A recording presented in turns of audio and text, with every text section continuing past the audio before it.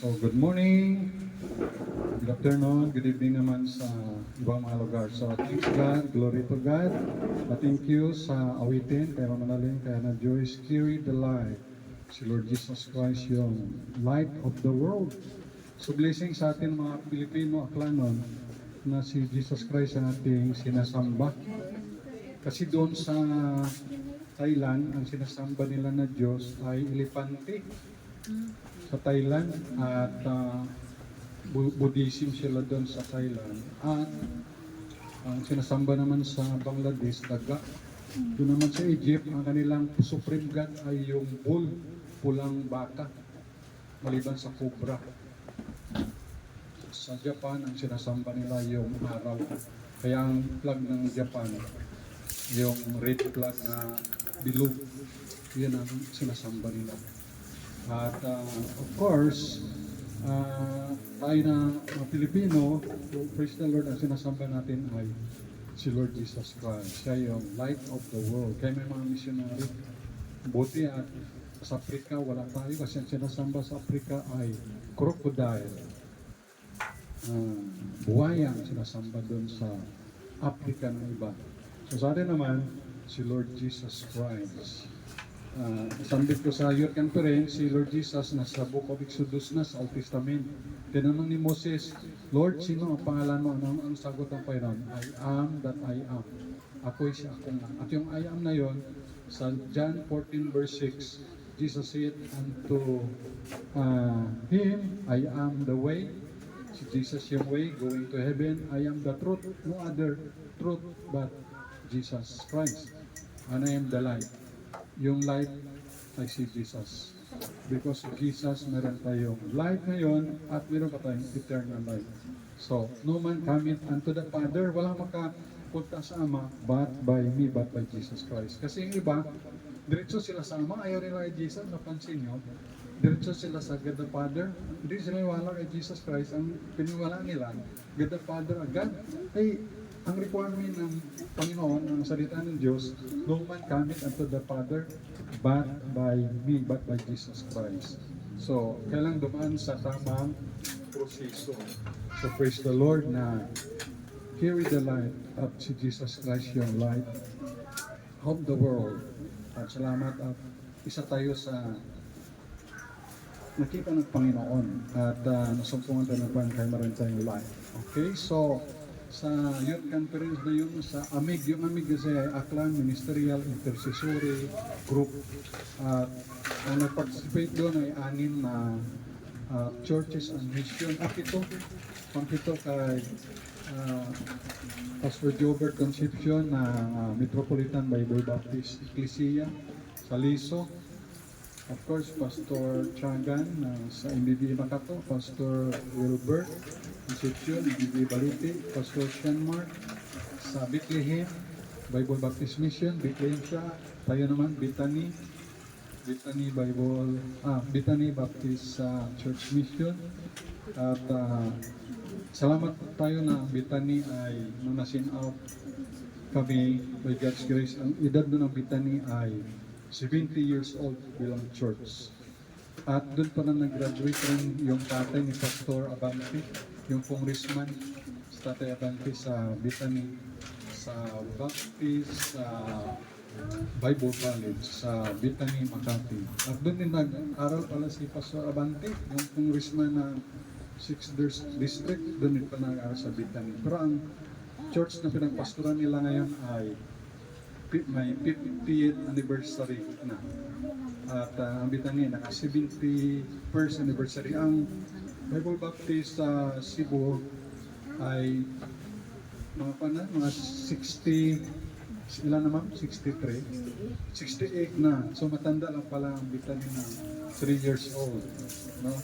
Maliban doon na hindi ko pa alam kung ano yung pinamatandang Baptist Church. Siyempre yung sa Iloilo ay 1900 sila dito, yung sa Iloilo na yung Evangelical Baptist Church. 1900 dumating dito.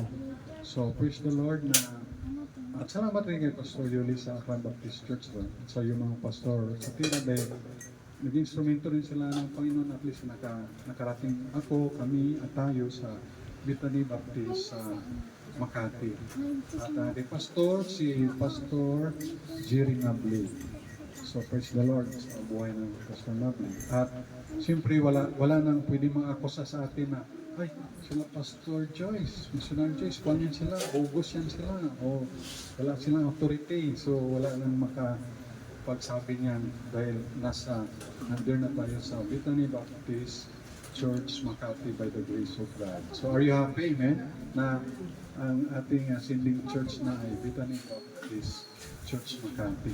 Kaya hindi na tayo pwedeng i-underestimate at yan ay sa God, by the grace of God na nandun na tayo. So tayo pa lang ay magpe-first year anniversary bilang mission tayo sa first Sunday ng July. 1 year na tayo by God's grace. No? At ang nabigyan na natin ng gospel tracts ay ilan na nabigyan natin?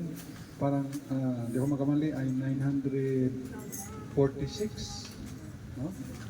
If I'm not, ay, 800 for mga 800 plus na. Ito, 867 yung nabigyan natin ng gospel tracts. Malibang lamang Chiri kay JC na yan na hiningi na 5 gospel tracts na pamorin na ni JC nabigay yung 5 piraso ng gospel tracts na may nabigay ka doon. Ilan ang nabigyan mo?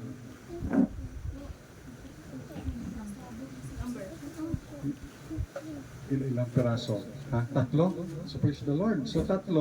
So i-add natin yung 3 na yung nabigay. So from 867, 870 na nabigyan ng gospel tracts. Individual. At mayroong tumanggap sa Panginoon na 95 na tumanggap kay Jesus bilang Lord and Savior. Bilang nasa sa Bethany Makati na tayo, under na tayo sa Bethany Makati. So, glory to God for that. Alam niyo, ang Kalibo, ang 2020 census, ang populasyon ng Kalibo ay 89,127. Pero may nakausap ako doon sa plaza na caretaker. Ang botante na pala dito sa Kalibo, sabi niya ay 100,000 na. So, 100,000 plus na pala ang botante sa Kalibo. So, apo na pala ang tao sa Kalibo. Apo na Galilia na ipan. So, apo na pala ng 100,000 tao sa Kalibo. Ay, rank census, sabi nga nga 89,127. 2020 pa ito. 2025 na ngayon. So, malamang ang tao na sa Kalibo galit ay 100,000 plus na. So, malapit na pala maging city ito. Pero ang nabigyan pala natin ng gospel tracts ay 870. So, ang dami pa ang hindi nabibigyan. At ang tumanggap na sa Panginoon, 95. So, marami pa tayo trabahuin pala na mga kaluluwa. At ito hindi lang puro sa Kalibo, nabigyan Ang iba dito, sa Washington pa, yung mga nagatinta niya ng mga isda, talaba. Sabi na nga, nabuhin ng talaba, bigyan rin ng gospel tracts. Ang tatakpanan ay Bethany Baptist Church Makati. Binigyan namin. At kung manuman siya ng mga isa bulwang, gabigyan mo kami babasahin doon. Sabi, binigyan namin ng palabasa, sibuyas, kung si kami makapunta. At iba dito sa Manila, sa Caloocan, sa Makati. So, importante by the grace of God, we carry the light na si Lord Jesus, ang light. So, tako na tayo sa John 11 verse 23. Basahin natin sabay-sabay. Okay, sabay-sabay. Okay, basahin natin sabay-sabay. Okay, sige tindog. Sige, upo lang kayo. Mahirapan mapan. Sige, basahin natin sabay-sabay. Read. Begin. Jesus said unto her, Thy brother shall rise again. Thy brother shall rise again. Let us go to the Lord in prayer. Our God, our Father in heaven, maraming salamat po for this day. Thank you sa awitin, sa mga testimony, Panginoon, sa mga memory verse ng mga anak. Salamat, Panginoon, ito ay naging blessing sa aming mga buhay. Thank you sa inyong salita. Sweet Holy Spirit, help us, help me to preach Thy word. At we pray, mayroon kami mga blessing na matutunan ngayon sa inyong salita. At thank you po sa blessing spiritual. Thank you rin sa 6 na mga kapastoran nag-preach sa one day youth conference doon sa Balite. Thank you sa nilang mga buhay, kay Pastor Richard, Pastor Chagan, Pastor Wilbert, Pastor Sean, Pastor Jude, At ang lingkod, ating isang leader din, si Pastor Jobert. Ating din sa mga dumalo doon, mga magulang man, mga kabataan at bawat isa. Thank you, Panginoon sa salita. Forgive our sins. Help us, help me as I preach thy word. With clarity, with love, and compassion, with power. In Jesus Christ's name, Amen. Amen. Praise the Lord. So ang title ngayong araw na to, ngayon ay April 2025, ang title ay Resurrection, Our Blessed Hope from God. Resurrection, Our Blessed Hope from God. Pag sabing resurrection, ito ay muling pagkabuhay. Muling pagkabuhay. Kaya ang God the Father, alam niyo ba, ang God the Father ay binuhay niya, raise up Jesus. Acts 3:26, tingnan niyo. Binuhay ng Diyos Ama si Jesus Christ mula sa mga patay. Acts 3:36. Nung ang Panginoong Isus ay namatay, inilibing, after 3 days ay muling nabuhay. So yan yung gospel, the death, burial, and resurrection of the Lord Jesus Christ. Gospel means good news. Kaya ang good news, hindi si Jesus na natiling patay. Siya ay buhay. Amen? So, dito, binuhay ng Diyos Ama si Jesus Christ. Acts 3:26.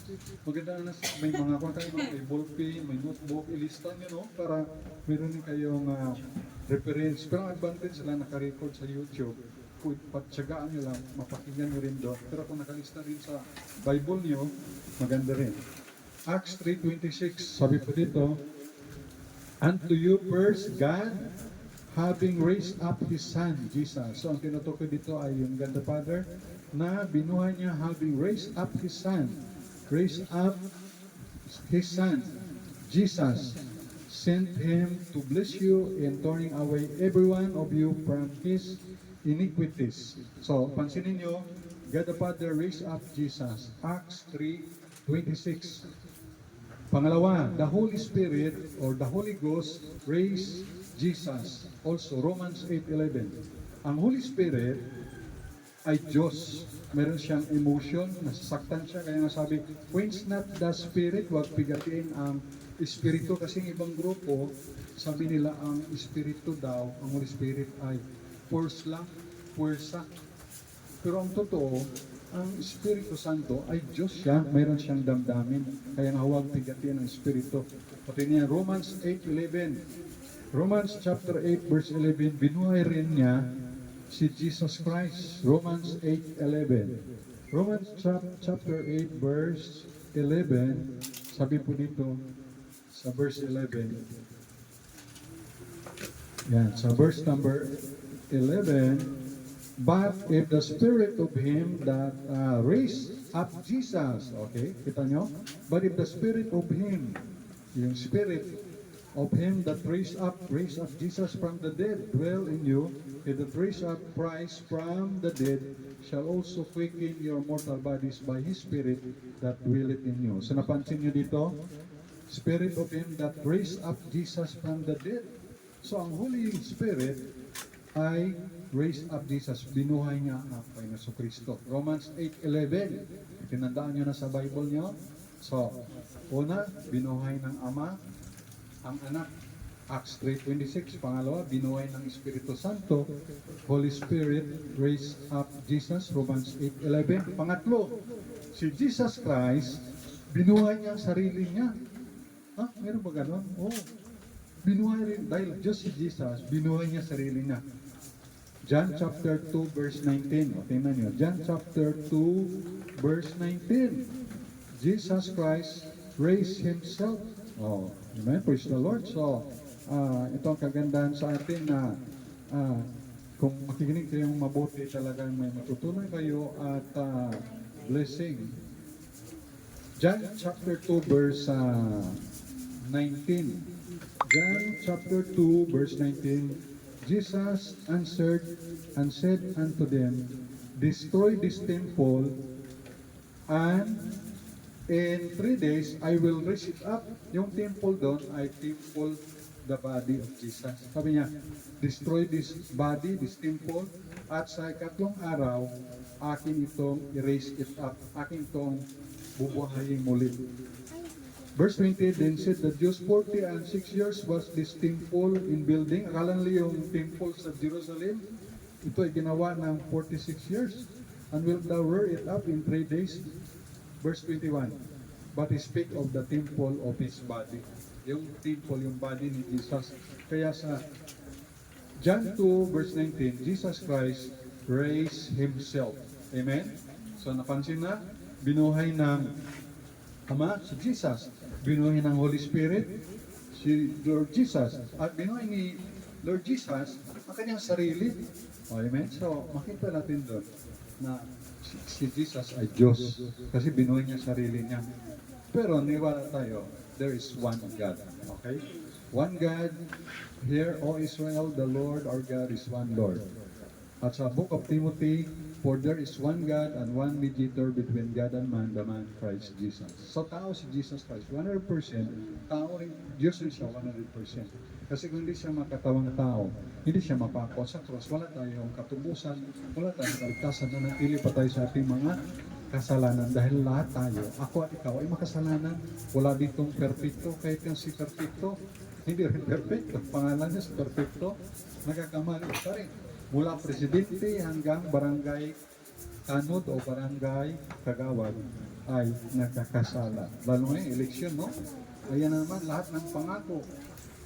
Pag wala kayong tulay, gagawan ko ng tulay. Kahit walang, imagine, kahit walang ilog, no? Gagawa nila ng tulay. O, ganyan ang mga politician. Pero siyempre din naman lahat. Kaya praise the Lord na meron tayo ditong basihan na ang ating founder, ating Diyos, si Jesus Christ, ay binuhay niya yung kanyang sarili. Kaya we will be raised up by God also. Kaya sa John chapter 6 verse 39, tingnan nyo sa John chapter 6 verse 39, John 6:39. Kaya dito ay pangako rin sa atin na tayo rin ay muling mabubuhay. Kaya ang title natin ay Resurrection, our blessed hope from God. Yan. So, sana mabuhay pa tayo hanggang 120 years old. Hanggang 120. Kasi si Mami Lynn, 82 na yata yun, no? 83. Sana haba pa ang buhay ni Mami Lynn para may trabaho pa si Sister Faith. Kaya, pag-pray na ma-extend pa yung buhay.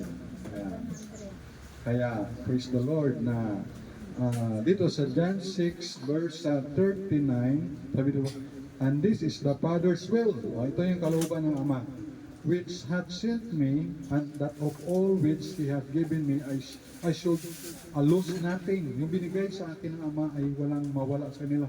But should raise it up, aking muling bubuhayin again at the last day.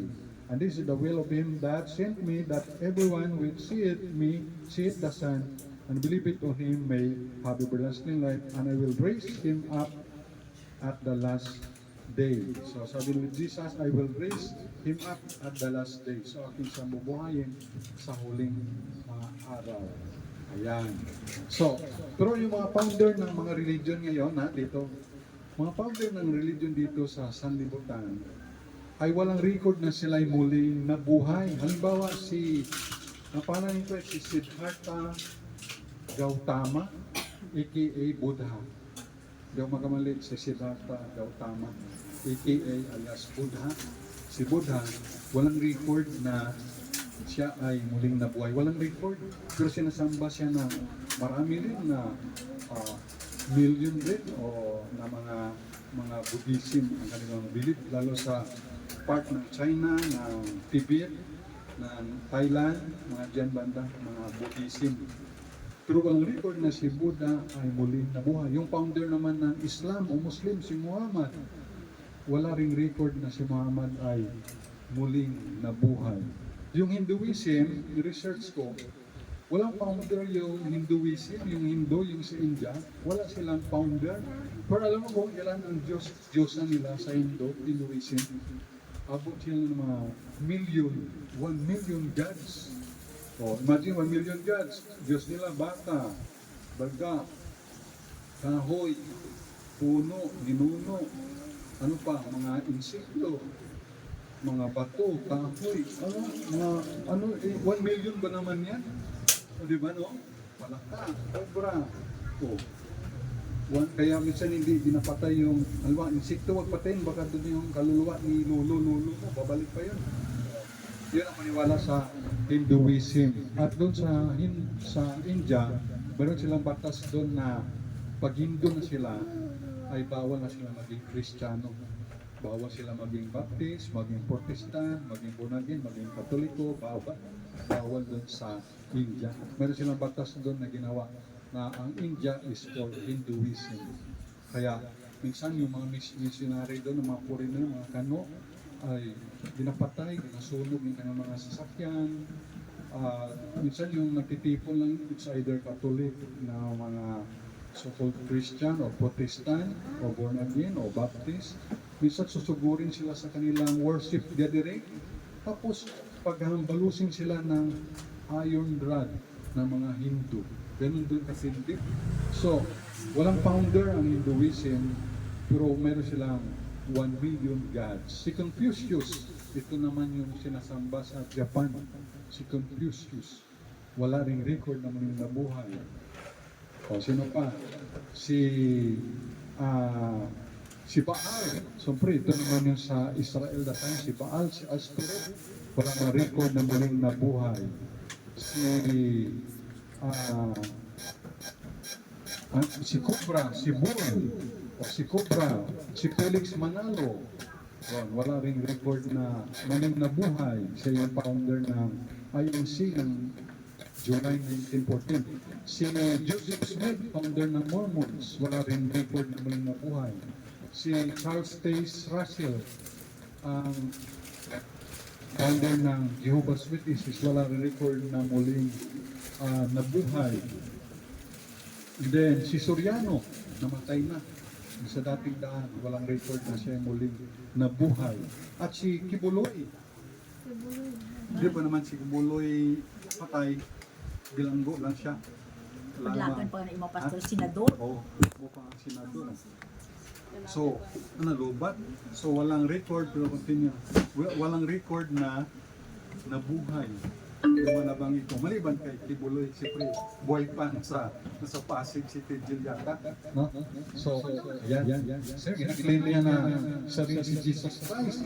At siya yung sabi niya, ako ang may-ari ng kaluluwa niyo. At kung hindi ko pipirmahan, hindi kayo magkarating sa langit. Grabe, no? Maling turo. Marami pa rin na hikayat sa kanyang mga turo. Kahit alam natin na maling-mali, malayo sa Biblia. Dahil si Jesus Christ lang ang nag-isa sa God. Okay? So, si David Koresh, ito rin ay isang founder na ang kanyang mga tagasunod ay nagpapanag sila yung nagpaglaban sa mga pulis sa Amerika. Tapos ay nasa isang building, tapos ay parang nag-mass suicide na lang sila kasama si David Koresh. Dami na mga armas. Ito, high schooler pa ito. So marami pa yan, pero hindi lang natin nasulat dito. At least meron kayong idea. Pero si Lord Jesus Christ, may record, kaya doon sa Bible, doon sa Israel, sa tomb, He is not here, He is risen. He is risen. Jesus is risen from the dead. So praise the Lord na ang ating paglilingkod sa Panginoon, ito ay may kabuluhan. Ito ay our labor in the Lord is not in vain. Ngayon, ganito sabihin, ang Diyos nyo pala ay buhay. Bakit ang pinagtitipunan nyo ay sa bahay lang? O diba? Samantalang itong mga nabanggit mo ay ang gaganda ng mga simbahan nila, ng mga building nila, marmol, simentado, holy furnace. Siyempre, pag may, madali lang naman, kung may pera lang tayo, ang ipag-pray pala hindi yung lupa. Kasi ang lupa maraming lot for sale. Ang pag-pray pala, naisip ko, pera, na magkaroon ng maraming pera. Kasi ang lupa, nandyan na lang. Kahit saan ako mag-drive, magdaan, magbiyahe, ang dami nakalagay na lot for sale, lot for sale. Kasi ang daming lupa. So, ang pag-pray pala, pera, maraming pera. Kasi ang pera lang natin, minsan ang pera lang natin ay 3 0, minsan 4 na 0 lang. Ibig sabihin 1,000, 10,000. Pero mapakaabot tayo ng mga 5-0 o 6-0. So, million eh kung 6-0 na. Oh.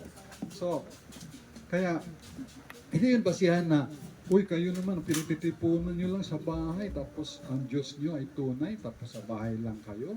At kami ay maganda ang aming pinagtitipunan, aming building ay mayroon pang pintura, aming building ay may second floor, third floor. Ang aming equipment, aming sound system ay high-tech, pero ang inyo yung sound system, palubat-lubat. Oh, pero sabihin ko sa inyo, hindi yan basihan na kung maganda yung building at maganda yung structure ay tama na. So hindi yan ang basihan. Tanong, si Lord Jesus ba may church building na nandito siya? Wala. Saan siya nagtitipon? Sa tabing dagat, sa ilalim ng punong kahoy, pare ba? Yun si Jesus Christ. Oh. Oh, pero kung pinagpala, ibigay tayo ng Panginoon naman ng blessing, diba? Magka-membro tayo ng magmilyonaryo kayo. Oh. Siyempre, ay, bibili ako ng lupa at ibigay ko sa Panginoon. Oh. Ipangalan sa Bethany Baptist Church Mission Kalibo. Pwede yun. O si Ma'am Didit Ikinya, nag-donate ng lupa sa Bethany Makati doon sa Alas ni Washington, Palayan. 1,348 square meter. Basta mga more or less 1,500 square meter sa Palayan. No? Kaya lang 8 years na, hindi pa rin tapos yung papilis. Ganun para katagal pag mag-process ng donation. Oh. So, ang sinasabi ko sa inyo na hindi batayan na ang tunay na simbahan ay maganda yung structure, kundi dapat maganda at tama yung turo. Amen? O, pag ang turo naman ng church building na yan nila na si Jesus Christ ay hindi Diyos, kahit anong ganda pa, ayaw ko niyan. Kasi, niwala ako, si Jesus Christ ay Diyos, binuhay niya sarili niya. Niwala ang Ama na si Jesus ay Diyos. So, doon ako, kahit ang pinagtipunan, importante naman doon ay hindi building, kundi yung tao. Kasi ang church, definition ng church, sa Greek yun, ecclesia, church means people of God. Mga makasalanan na mga tao na nagsisi at tumanggap by faith kay Jesus as their Lord and Savior. So yun yung church. Church is people. Church is not a building. Kaya, pasalamat tayo sa Panginoon. No? At least meron tayong pinagtitipunan dito. Doon nga sa Africa Yung missionary Kalibayan. Doon na sila sa ilalim ng mga punong kahoy lang. Yung sa Africa. Sa missionary na mga missionary doon na galing sa Iloilo Baptist Church. Kaya praise the Lord na merong at least kahit paano ay hindi tayo naiinitan dito. So, nabanggit ko sa inyo kanina yung mga founder na yan at si Lord Jesus Christ yung ating founder. Okay? Pero si Jesus that time, walang church na pangalan ang grupo niya. Ang tawag lang doon sa church ni Jesus ay, anong tawag lang sa kanila? Sila lang ay mga believers. Ang tawag lang sila ay brethren. Ang tawag sila ay disciples, apostles. Yan ang tawag sa kanila. Later on, this way. Later on, ang tawag sa kanila sa Acts chapter 11, verse 26, ang tawag na sa kanila ay Christians. Yun. Tinawag silang Christians sa Acts 11, 26. And then later on, ang tawag na ngayon sa kanila ay sa time na ay mga according to the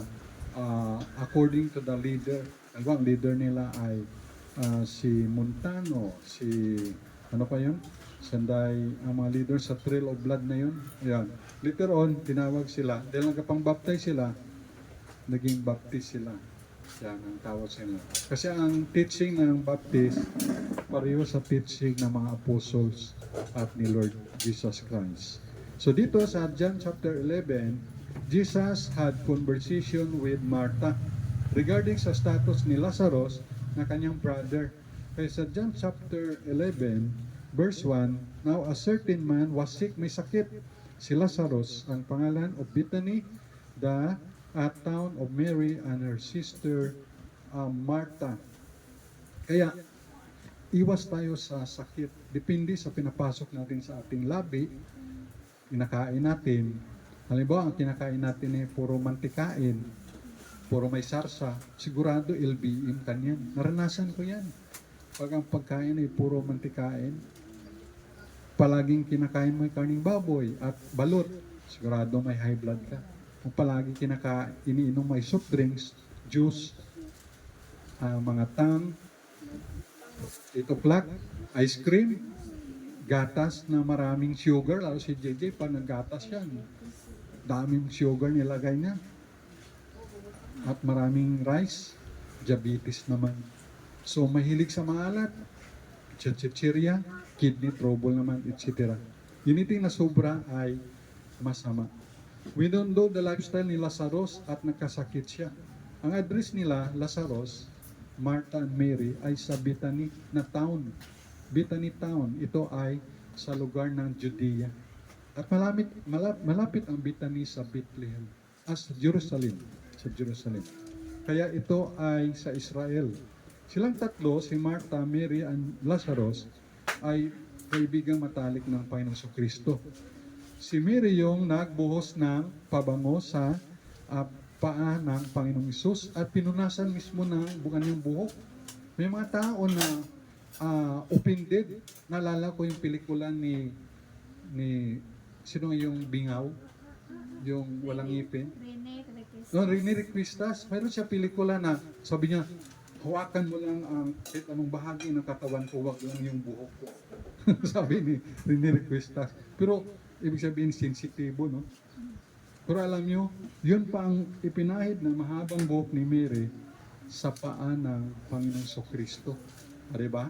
Pamunas sa ginawang pamunas yung buhok ni Mary sa paa ng Panginoong Kristo sa verse number 2. It was that Mary which anointed the Lord with ointment and wiped his feet with her hair, whose brother named Brother Lazarus was sick. Jesus loves very much Lazarus. Hindi lang detalyado, ang dalang pagkakaibigan, makakababata. Sa verse 4, this is yung nangyari sa buhay ni Lazarus. This is for the glory of God. John 11 verse 4, when Jesus heard that, he said, "The sickness is not unto death, but for the glory of God, that the Son of God might be glorified thereby." Sa verse 5, si Jesus dito loves very much itong tatlo na to. Now, Jesus loved Martha and her sister and Lazarus. So, mahal na mahal niya. So, ito, mga kapatid na to, alam natin ang word na love ay mayroon. There are 8 kinds of love. Kung i-research nyo, meron pa sobra pa sa 8. At yung sa Greek word na ang love pala, may meaning yan. Ang kadalasan ay 8 kinds meaning of love. At nabanggit natin yung nakaraan na yon. Itong love na to ay, of course, agape love. God's love. Yung storge naman, storge love, childhood, friendly, friends love. Ang philia love, ito ay brotherly love. Gusto bumalik ni Jesus sa Judea ulit. Kaya sa verse 8, mayroon ding threat si Jesus. Sa verse Jesus answered, "And are there not 12 hours in a day? If any man walk in a day, he stumbleth not, because he seeth the light of his world." Kaya sabi sa verse na yung nabasa ko, sa verse 8, his disciples say unto him, "A Master, the Jews, mga Hudyo, of late sought," hinahanap ka, "to stone thee." Imagine, yung Diyos gusto nilang patayin si Jesus na batuhin. "And guess, and goest thou thither again?" Sabi ni Jesus sa verse 9, ang katapangan ni Jesus, may araw ngayon. Maaraw ngayon, okay lang. At least hindi tayo madapa kaysa kung gabi. Kaya sa verse 10, patilinaga na sinabi ni Jesus, "But the man walk in the light, he stumbled because there is no light in him." At itong verse 11, si Lazaro lamang ay natutulog, sabi ni Jesus. "This thing said he, and after that he said to them, Our friend Lazarus sleepeth, but I go that I may awake him out of sleep." So natutulog lamang si Lazarus. Kaya ang mga Kristiyano, pag namatay, parang natutulog lang sila kung titingnan sa tao. May napansin ba kayo ng mga Kristiyano na parang natutulog lang sila, parang natutulog lang. Kahit ganyan ang term sa Christian. Pero may nakita rin ako ng mga patay na sa kabaong at wala akong idea na ligtas ba, medyo unsaved din aron. Makita mo ay kapangyarihan ng tsura, no? Parang nagkalisod, hanggang nagasimangot, no? Ngayon na, oo, nagka-problema ba itsura, ay malamang ay unsaved. Oh. Pero pag nakita mo saved talaga, makunta na ng itsura, maliwalas. So nakita yung, alala ko yung si Chris Dabine, yung grade 7 na estudyante ko dati sa Compassion, sa Pedro Recibinto sa Bulwang. Grade 7 imo, pero ang liit imo, malaki pa, matangkad pa si siya. Pero grade 7 na, ay may sakit, abi mo sa kidney. Ay, kinuha na siya ng Panginoon last December, doon sa Purok Dos na Kalamay, tagal na December. So, tingnan ko itsura niya ay maliwalas. Alam niyo, bago namatay yun ay nag-sinner's prayer ka, tumanggap siya kay Jesus Christ bilang kanyang personal Lord and Savior.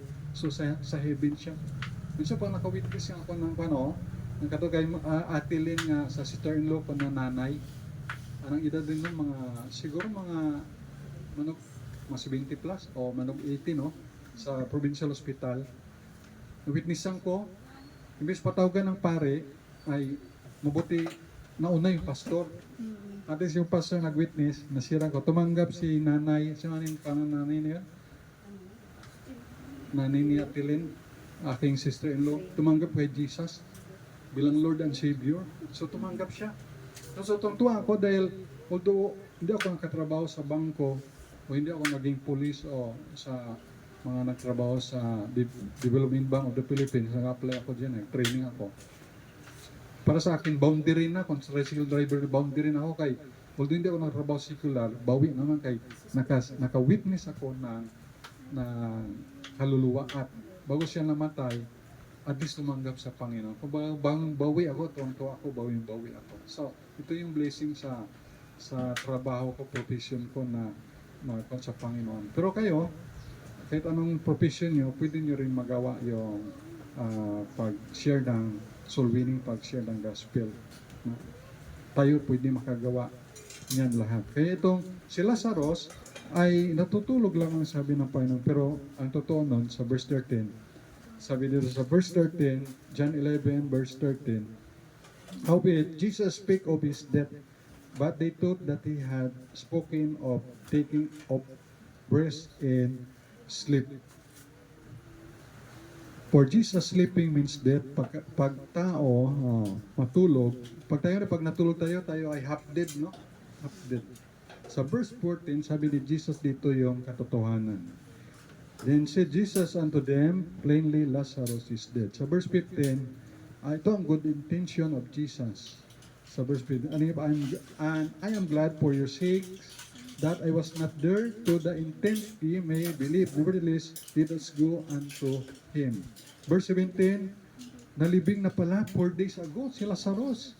So, anong maisip nyo that time pag 4 days na nalibing? At wala yatang imbalsamo, nalibing agad, no? Kasi ginapabanguhan lang nila. So, hindi na imbalsamo. Malamang si Lazarus. Kasi nabuhay siya. Kasi kung inimbalsamo to, hindi to mabuhay. Kaya yung body system na nahiwa na eh.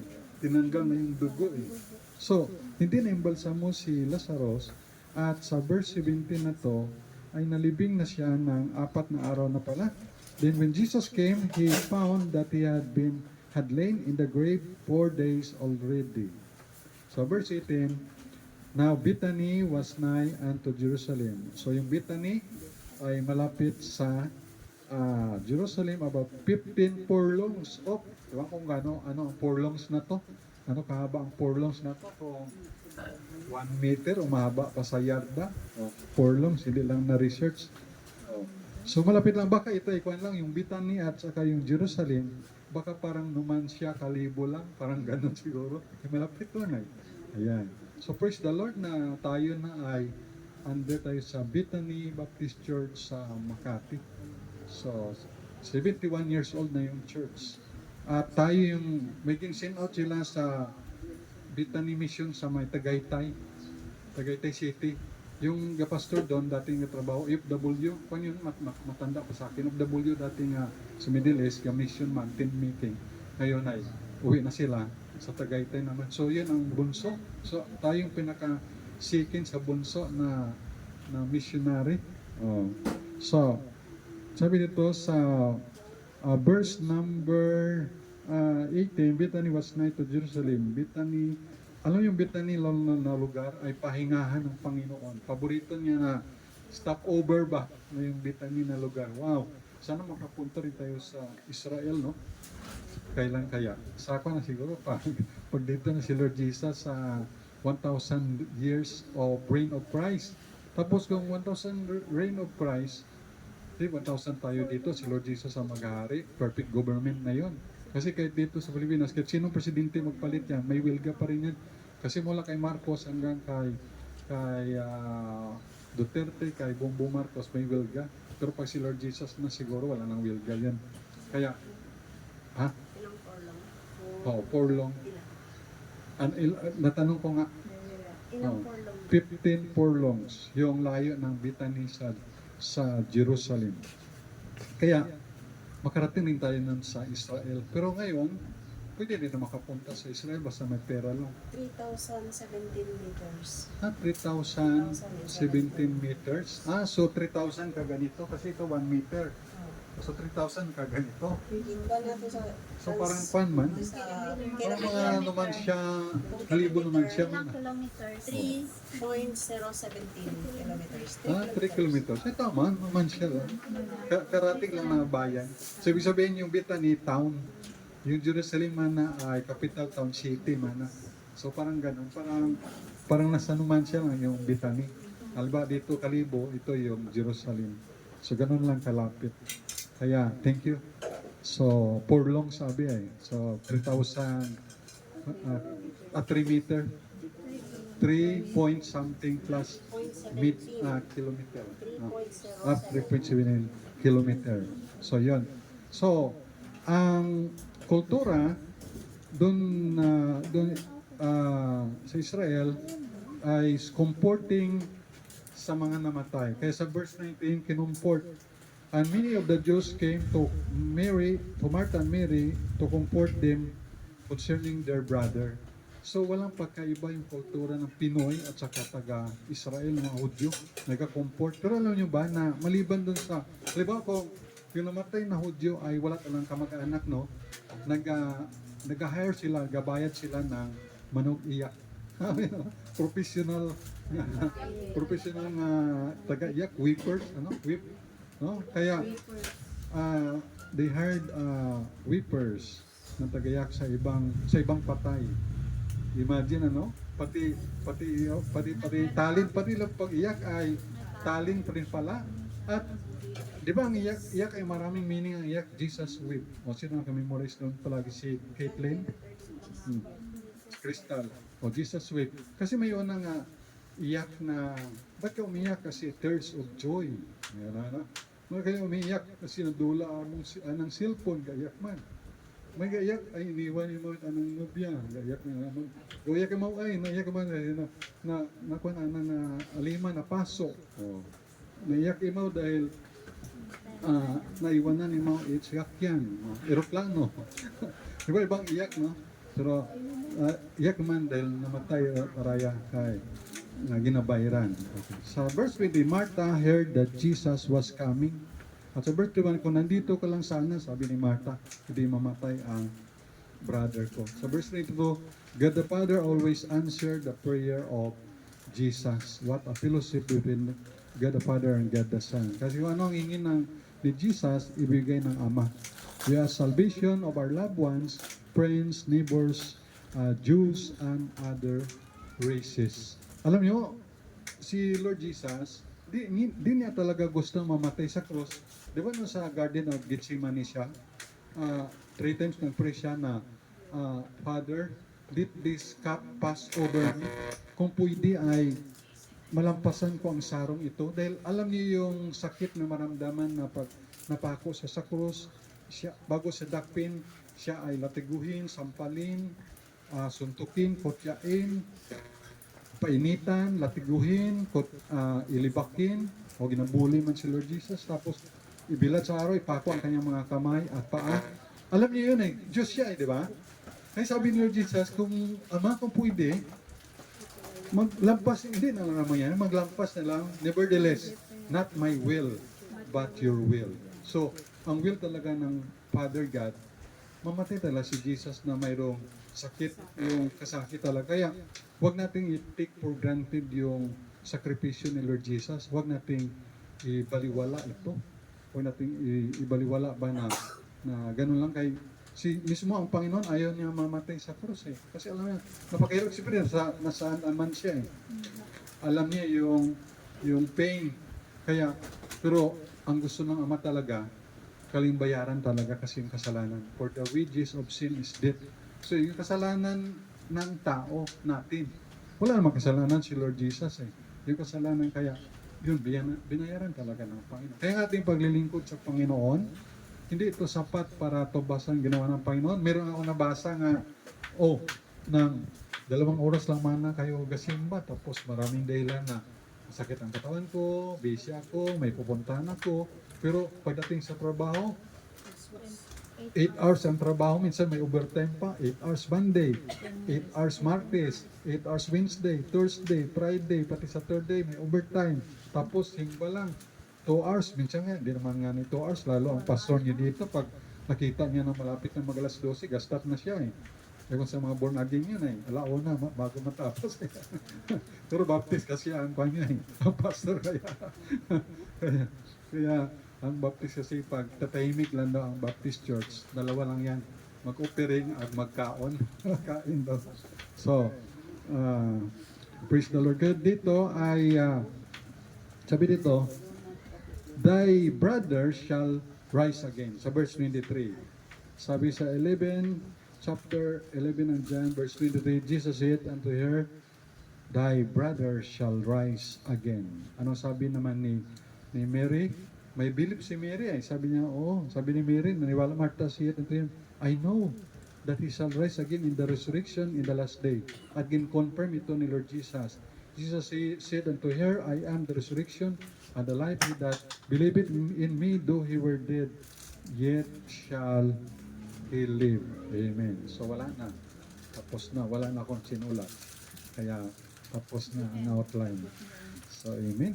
So praise the Lord. So marami tayong natutunan ngayon na ang title ay Resurrection. Our Blessed Hope in God. Alam natin ang God natin sa Diyos, tatlong person. God the Father, God the Son, Jesus Christ, and God the Holy Spirit. And of course, our blessed hope. Resurrection, our blessed hope from God, Jesus Christ. Tayo rin ay ma-raise up again. So, habang buhay pa tayo, mag-serve lang tayo sa Panginoon. Totoo yun, kapagod, lalo pag mainit. Kapagod. At sige, dito hindi tayo mainitan. Pero, tanda natin na ang pagod natin, ang solusyon lang yan, pahinga. Siyempre, pag pagod ka, pahinga. Tapos, tulog, tapos gising naman. Pero mali naman yung pagod ka. Bakit? Pagod ako sa ka-cellphone. Pagod sa ka-cellphone. Ay, mali naman yun. Dapat may kabuluhan ating pagod. Alba, sulwini ka, pagod na ako. Pahinga mo. Bigyan ko ng gospel track, napagod. Nag-preach ako, napagod. Pahinga man, siyempre. Ang love gift ko daw doon sa pag-preach ko doon sa Balite, sa Youth Conference, 5,000 ang love gift ko. Ay, ang trato namin, ay 45 minutes lang. Ang preaching namin 45 minutes below. Kaya ang preaching ko ay 50 minutes ta. Kaya ang love gift ko na lang ay 500. 500. Binawasan isang siya. Hindi lang yan. Hindi lang yan. Paano naman? So, hindi naman tayo after dyan sa 500 na love gift. Pambili rin na, binili namin Joma, tinapay yun at binili ng gasolina.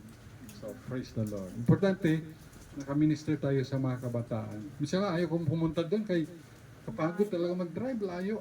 Sakit akong dito, ganam. Okay lang kung 4 wheels ay katapat ka lang. Pero minsan naisip ko, ay dapat makapunta ko dito kay daming kabataan na yung anumang blessing ni Lord sa akin na spiritual, dapat ma-share ko sa kanila. At tama yung sinabi ni Ma'am Cherry na, kaya sino Ma'am Cherry yung school girl mo? Si Mia May? Si Mia. Si Mia, napakinggan niya yung sinabi ko na preaching by the grace of the word of God ay totoo yun dahil So, gusto kasi kung mag-share ako, may dating totoo. Kasi by the grace of God, naranasan kasi at alam ko kung sinasabi ko, ginagawa ko, at totoo sa buhay ko. Hindi ang outline ko, hindi ako, daming outline yan sa internet, sa libro, pero hindi ako doon gapon. Hindi ako kuha ng mga outline sa internet o sa libro. Wala. Yung mga outline ko dito, mga outline ko yan. Study ko yan, pray ko sa Panginoon. Kaya kung mapansin kahit reviewin nyo yung mga preaching mula noon, mapansin kahit sa mga title, makita nyo talaga na yun ay hindi kinopya. Yan ay galing sa Panginoon pinag-pray. So glory to God. Let's pray. Our God, our Father in heaven, thank you po sa mensahe, sa inyong salita, resurrection, our blessed hope from God. So, salamat Panginoon na bagamat kami ay kukunin mo in the future at bigyan mo pa Panginoon kami ng mahabang buhay dito sa lupa. Basta healthy lang kami, Lord. At kung lubin niyo, maabot pa kami ng 120 years old. At kukunin mo na kami, Panginoon. Thank you. Kung hindi ka pa dumating, Lord, ay buhayin muli rin ang aming mga katawan. At salamat na for the option of the bodies to be present with the Lord. So thank you sa mga katotohanan yan. At salamat na ang God the Father ay binuhay ang Panginoong Isus, ang Holy Spirit binuhay ang Panginoong Isus, at ang Panginoong Isus binuhay niya mismo ang kanyang sarili niya, at meron kami mga Bible verses na makita doon. So thank you Panginoon sa mga anak mo na nandito, at salamat sa kanilang buhay, at sa despite na ganito lang aming pinagtitipunan, sila pa rin ay willing na pumunta dito, makinig, matuto, at ma-apply sa buhay namin yung mga salita mo, Panginoon, at may share din sa iba. Purihin ka at papalay namin giving, kahit sa offering, mga mission offering, bless mo, Panginoon, bless the gift and the giver. Thank you sa mga source of income, at thank you sa bawat isa na nandito. So, Nay Heidi, Ma'am Cherry, si JC, Sister Pen, Sister Monit, si Sia, si Linlin Papal, si Joma, si Ana Gigi, si Angin. At yung bawat isa nandito, Panginoon, ingatan mo rin. Si Brother Edgar, Healing, Dino, si Brother Bong, sa pag-drive, ingatan mo sila. Si Kertong, God Health Train, maging si Caitlin, si Pauline Alia, si Crystal, ingatan mo rin. Bawat isa mga naka-attend dito, maging si Mia, bless mo rin siya kayo, makasama rin namin. Yung Papa ni GC, bless mo rin tayo, ingatan siya sa kanyang word. I-bless mo ang Israelites, salvation po nila, Panginoon. We pray, mga Hudyo, makahear ng gospel, good news, and they will repent of their sins, and they will receive by faith si Yeshua or Jesus as their personal Lord and Savior. Pala si Pastor Nabli, Pastor Yuli, Pastor Bongbontogon, Pastor Gumi, Pastor Errol, Pastor Chagan, Pastor Dan, Pastor Jess, Pastor Wilbert, Pastor Sean Mark, Pastor Unides, Missionary Gideon, Pastor Ken, Dr. Gisalba, at si Pastor Boggs, Pastor Oliver, Pastor Jerby Helbuena, Pastor John Lomboy, Pastor Nelson,